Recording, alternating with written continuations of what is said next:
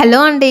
కొంచెం healthy వర్షన్‌లో water eat day అయితే చూసేయండి. ఫస్ట్ అయితే మార్నింగ్ లేవగానే ఒక గ్లాస్ నిండా వామ్ వాటర్ తాగేస్తాను. ఆ తర్వాత నైట్ అంతా నానబెట్టేసిన మెంతులు 1 టీ స్పూన్ అయితే తీసుకుంటాను. ఇంక ఈరోజు బ్రేక్‌ఫాస్ట్‌లోకి అయితే జొన్న దోసలు చేశాను. చట్నీ వచ్చేసి కొంచెం కొత్తిమీర, పుదీనా ఎక్కువగా వేసేసి టమాటా చట్నీ అయితే చేశాను. డైలీ రొటీన్‌గా పల్లి చట్నీ అవుతుందని ఇలా ఆకుకూరలతోని, కూరగాయలతోని చట్నీ చేస్తే మా పిల్లలు అసలు తిననే తినట్లేదు.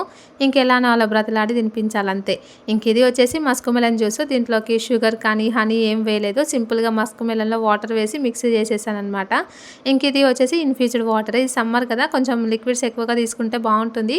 ఓన్లీ వాటరే తాగమంటే మా పిల్లలు తాగట్లేదనమాట. అందుకే కొంచెం ఇంట్రెస్ట్‌గా ఉండాలని వాళ్ళకి కొంచెం చియా సీడ్స్, సబ్జా గింజలు అలా వేశాను. ఇంకా మా పిల్లలకి మాత్రం నేను ఫుడ్ విషయంలో ఇదే తినాలి, అదే తాగాలని నేను ఫోర్స్ చేయను. వాళ్ళకి నచ్చింది వాళ్ళు తింటారనమాట. మనం కొంచెం హెల్తీగా తింటే మనం చూసి వాళ్ళు నేర్చుకుంటారు.